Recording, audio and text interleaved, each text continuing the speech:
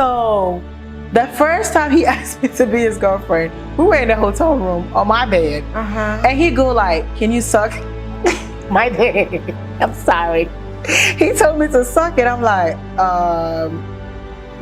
what is that supposed to mean? Yeah. I was naive. I was a virgin. I did not know. Something weird. I feel like, to be honest, I feel like it was the grace of God who was pushing me to actually just go to the basement and see what it is. So long story short, I saw like a little girl laying there. She was, she has been sexually abused, like, I don't know how many times. She looked like she has not been fed, like, I don't know how many days. She looked very skinny. I thought she was 5-year-old or something like that. But I got to know later that she was about 11. But she looked way skinnier. She looked like she has not been taking a shower. It was very traumatic. So we called the police.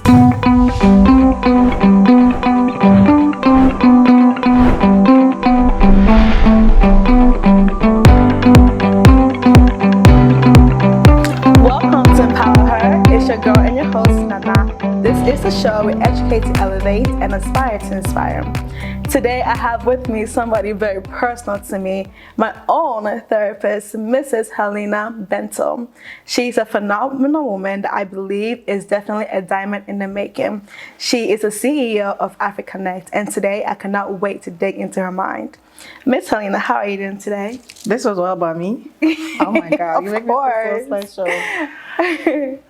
Thank you for having me. You're welcome. Thank you for coming. Your presence here alone is just, I love it. It's a pleasure. How are you doing today? Doing okay.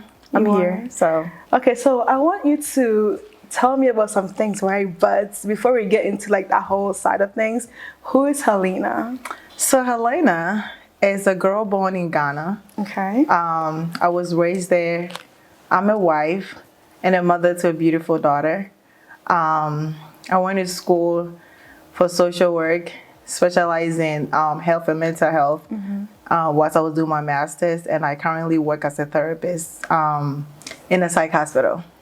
So that's pretty much about me. So one thing I definitely admire about you is the fact that you are an African child and you were able to be in the therapy field.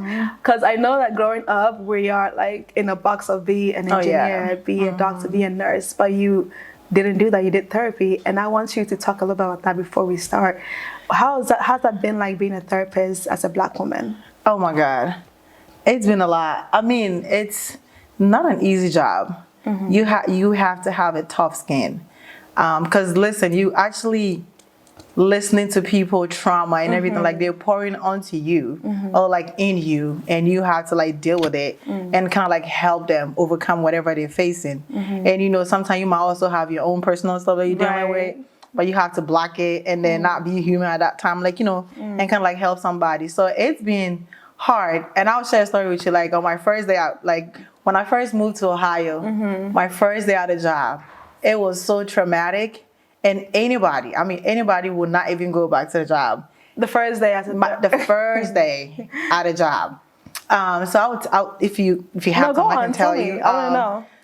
So I was a therapist where I had a caseworker. I was not supposed to go to the house, like, you know, because we usually do the assessments and like, you know, do the counseling part. And then we have caseworkers that will like, you know, help out and all that kind of stuff. And I don't know what came over me. I was like, you know what? I want to go to the house because they were going to go see one of my patients. I'm like, I want to see them in person because I was doing, it was COVID. So I was doing more virtual, like telehealth and all that kind of stuff. So I'm like, I want to go and see, like, you know, just interact with a child because I was working with kids. And I got to the house, and I don't want to make this story so long, so I'll cut it short. So we got there, and it was something that was pushing me. We met the client, that like the little boy that was my client.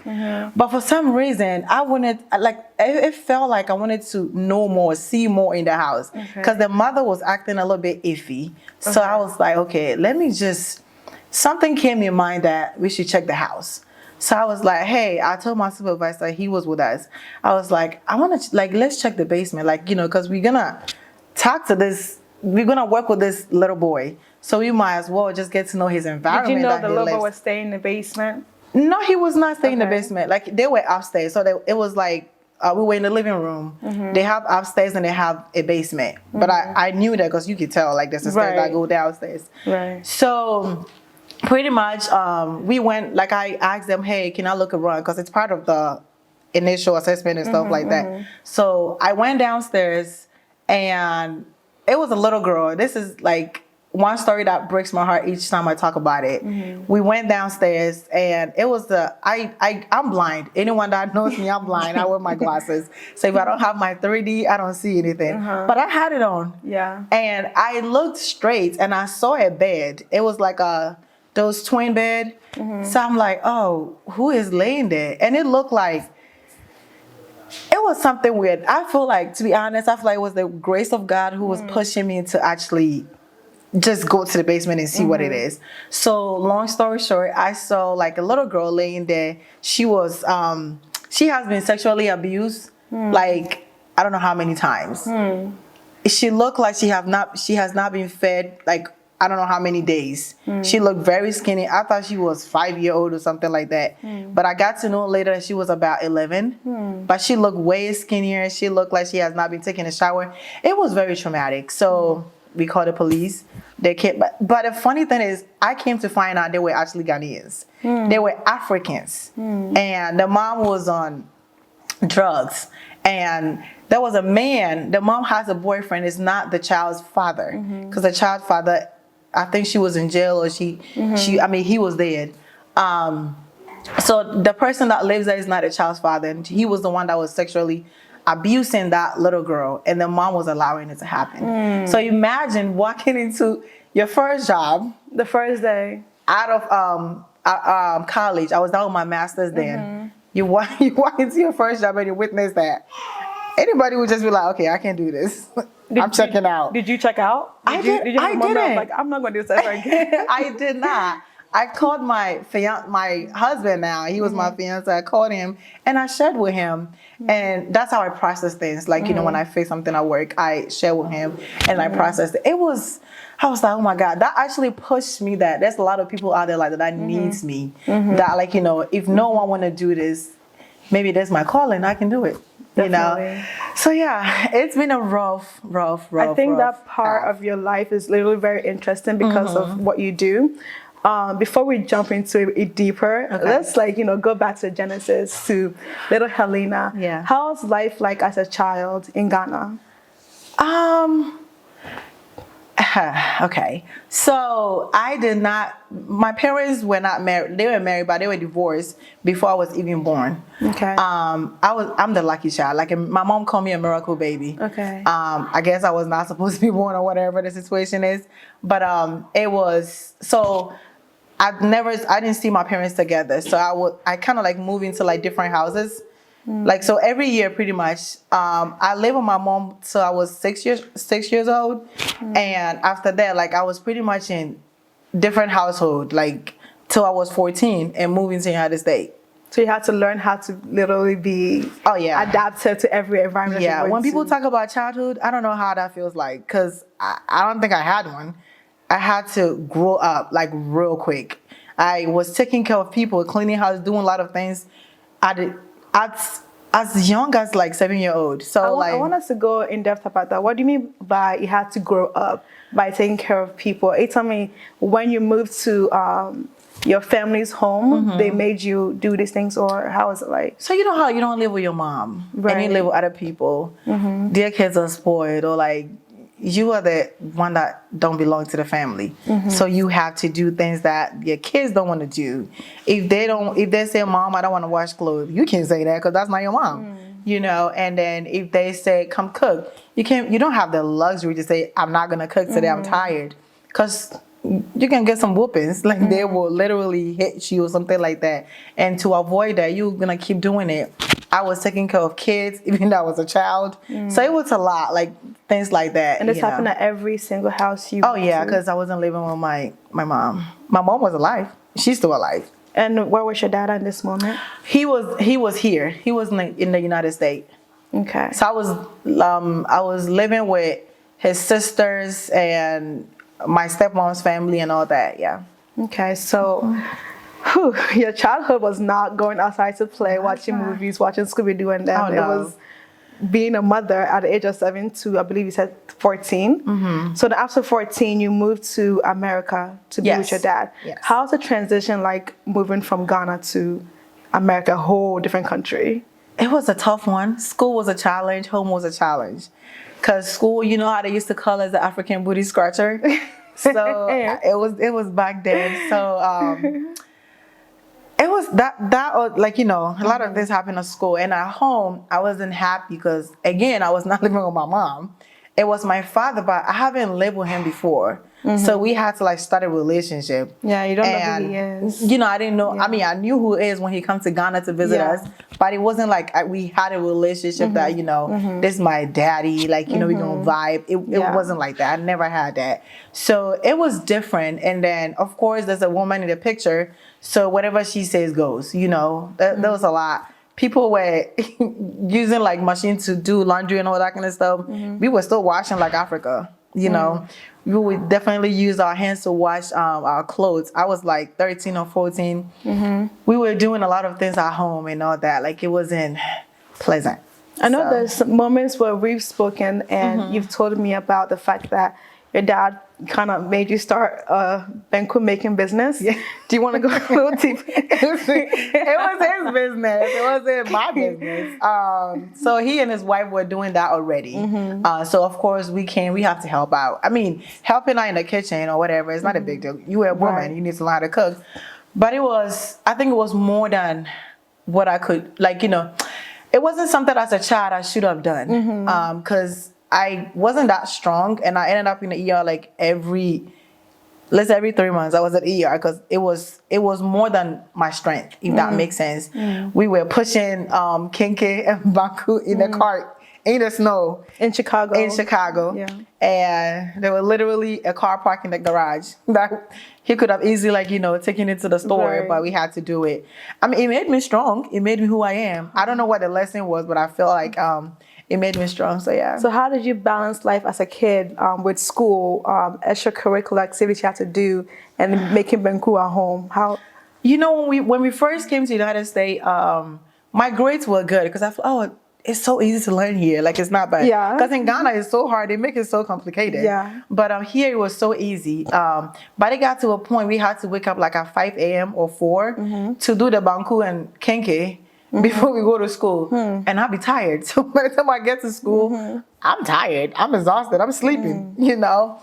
So my grades were dropping. And then they will call my father and be like, oh, we don't know what's going on. She used to be a smart child. This is what's happened. He will act like, I mean, I don't know if he was aware or whatever, but he will come and be like, oh, you guys are not smart, you know, like, you know, in African home, you know how they can be brutal with their words.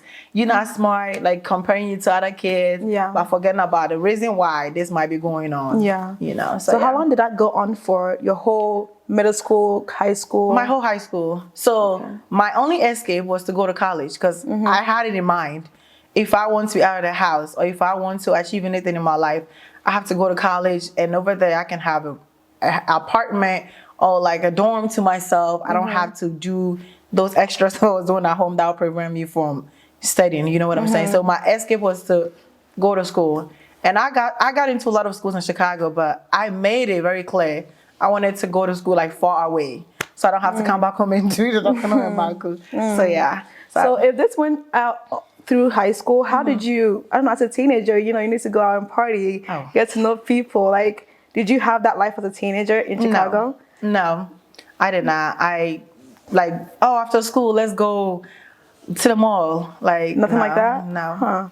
The only thing was a church. Church was a place that, so when I go to church on Saturday, I didn't want to come home. Like, I was always happy when they're having a funeral at church. Because we'll stay there.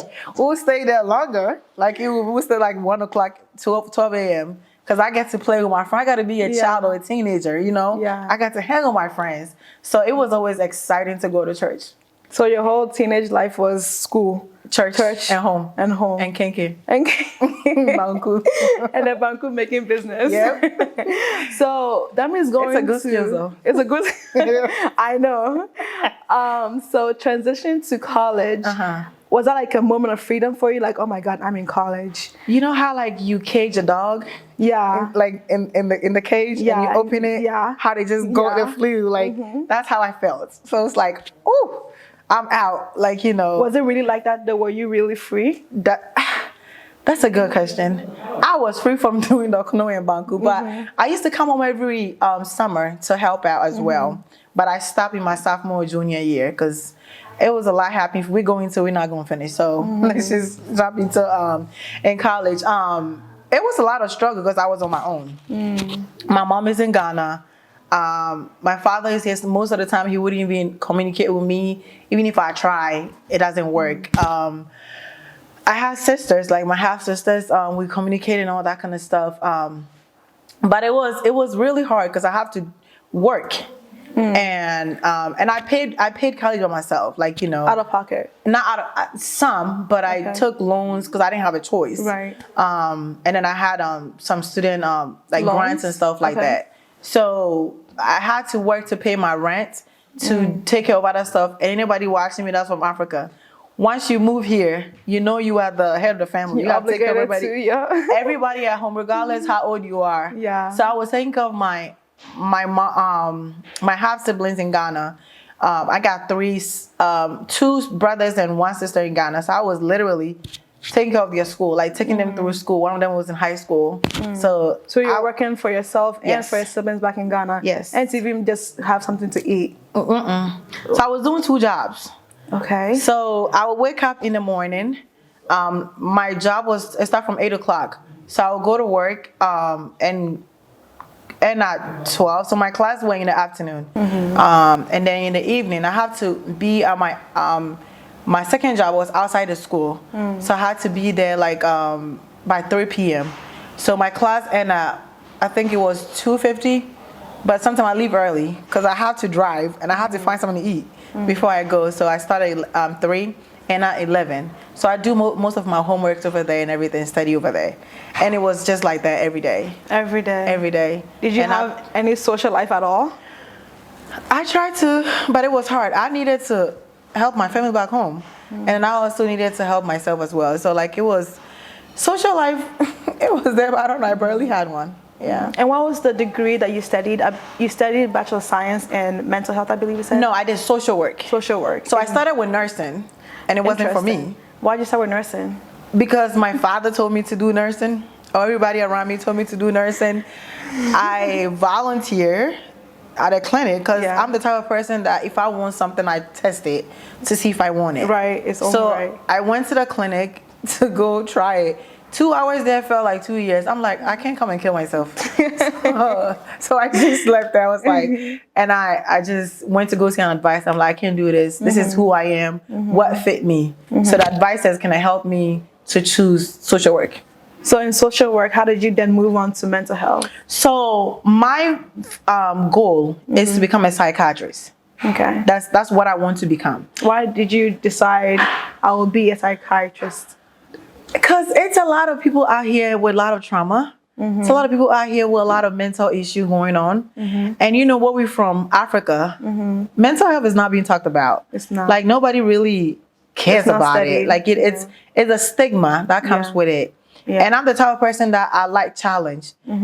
If something, if no one goes for this, that's where I want to go. If everybody's going for it, it doesn't really attract me. I understand you. Yeah, it doesn't really attract me. So I'm the type of person that I go for the hard things that like usual people wouldn't go for, if that makes sense. So that's pretty much why. Like it, and it's a lot of my personal experiences, like sexual abuse, trauma from living in different homes, whilst growing up, relationship, all that kind of stuff. I felt like I could give more to other people. I could, like, you know, understand and relate to a lot of people and help people. So that's pretty much why I chose mental health. So to my understanding, the paramount moment where you decide to be a psychiatrist is because of what you've been through. That you can use that to help others. Yes. I love it. And then choosing, I didn't want to study psychology undergrad because if you study psychology, I felt like you can't really do much with it. But with social work, you can do a lot with that social work. I think people need to know more about social work because once you hear about social services, that's all they think about. Yeah. But really, social workers can work everywhere, anywhere. You know. So when I did my undergrad in social work, my whole thing is I don't have any help. So once I graduate with social work, I can work with it. With psychology, I can barely find a job. I have to do my master's in order to get a job. But I was working as a social worker while I was doing my master's. So that's when I specialized in health and mental health because they have different categories. You can do family and children and family, or you can do school social work, or you can do health and mental health. Okay. So I did that because that will fall into the side. What you want to do in the long run. Yes. Okay. So in college, you were a very busy woman, working 2 jobs, studying, and trying to, also help your siblings back home. So after college, you mentioned something that caught my attention. You mentioned the reason why you decided to do mental health is there's sexual abuse and relationships. I want to touch on the relationship aspect first. Let's talk about your relationship. Like, what about the relationship that made you want to be like, I want to help people? Okay. So we're going to start with my experiences altogether. Okay. So growing up, remember I mentioned that I live in different houses. Yeah. One of the houses that I lived in, there was a man in there. He was a pastor. I look up to him. It was my stepmom home, like her family home.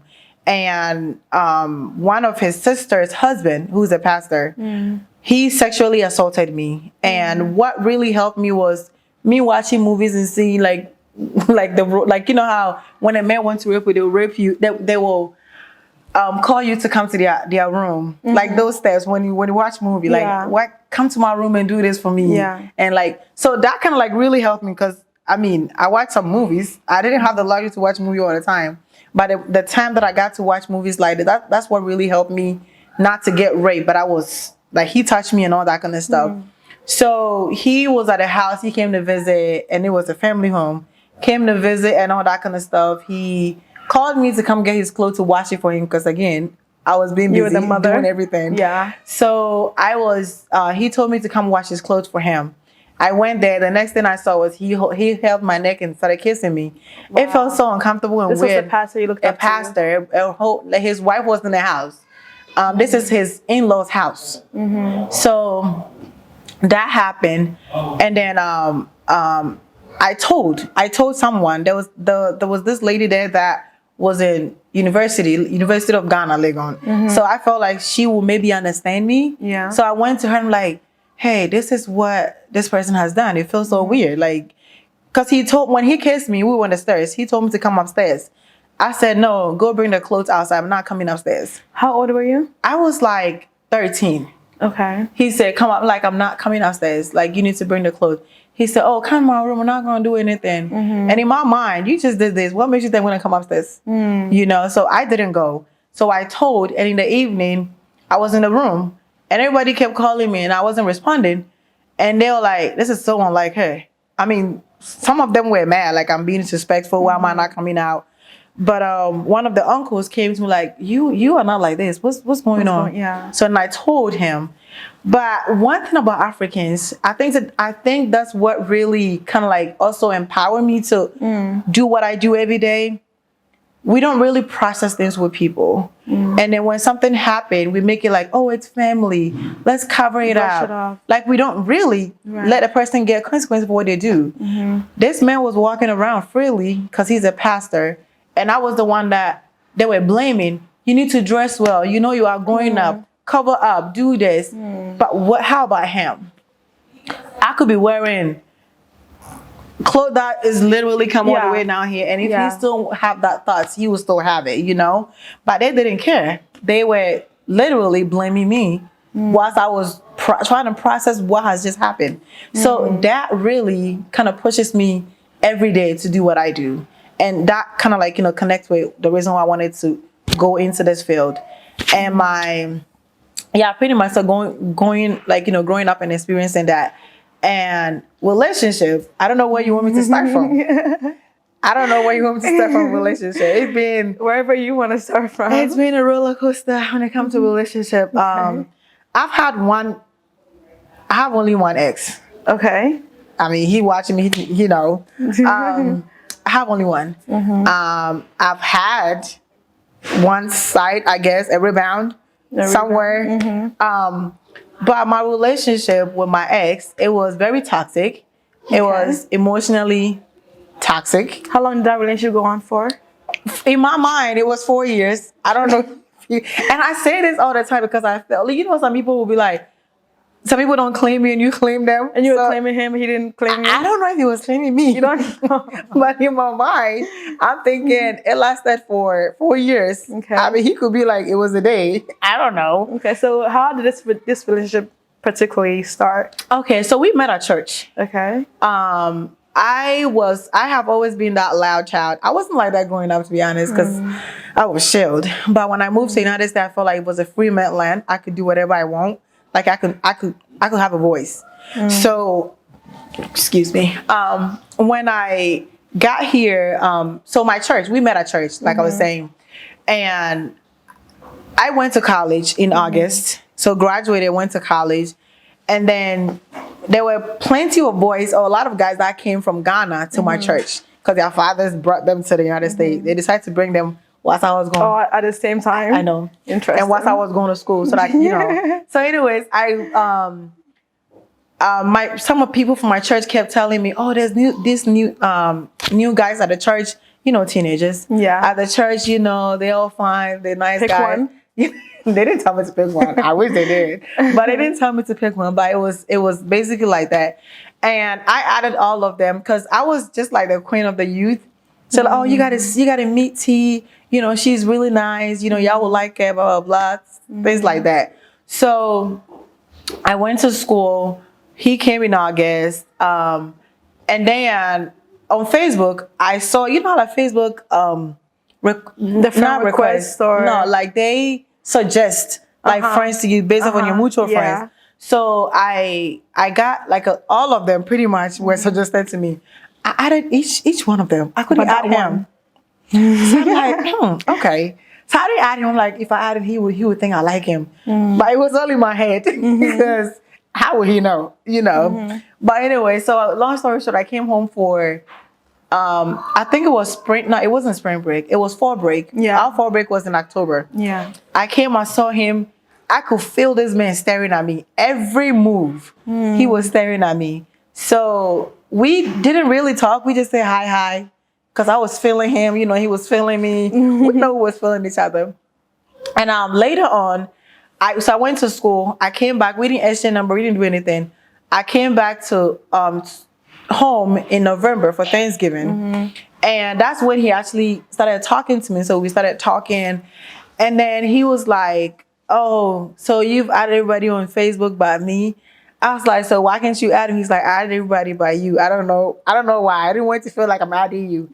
So it was like a mutual thing. Yeah. And I'm like, oh my God, that's my husband. Because, girl. In my mind, like, you see that man. That's all it took. It's fake. It's fake. So we started dating actually in November. My church, we usually go for like a church camp. Yeah.